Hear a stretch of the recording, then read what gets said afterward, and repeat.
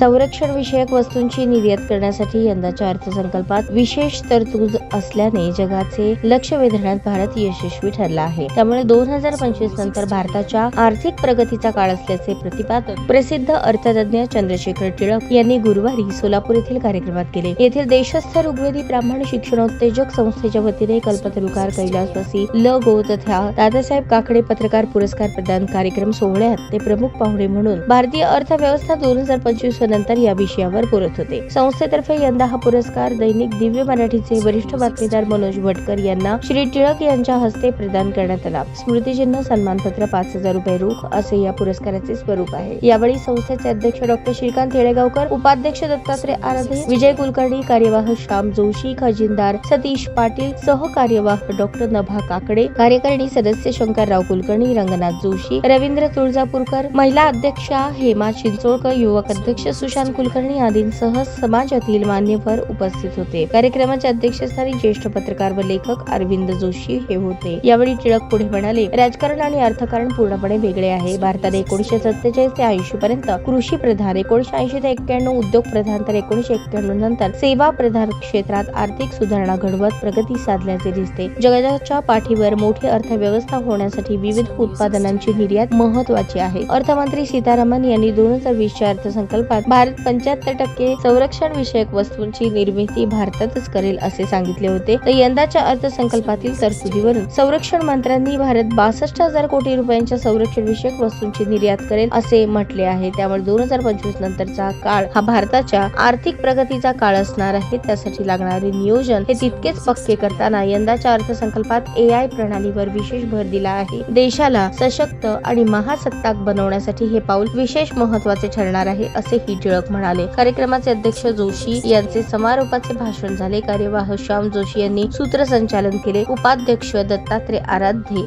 यांनी आभार मानले।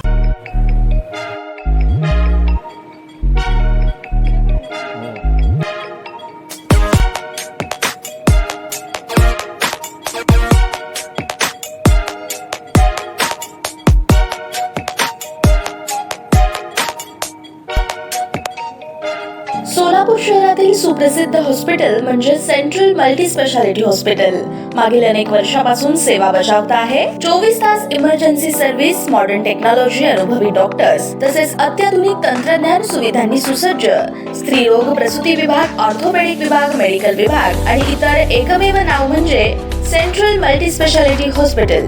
पत्ता गणेशपेठ शॉपिंग सेंटर, मंगळवार बाजार, सोलापूर। ताज्या बातम्या पाहण्यासाठी प्राईम महाराष्ट्र न्यूज चॅनलला सबस्क्राईब करा।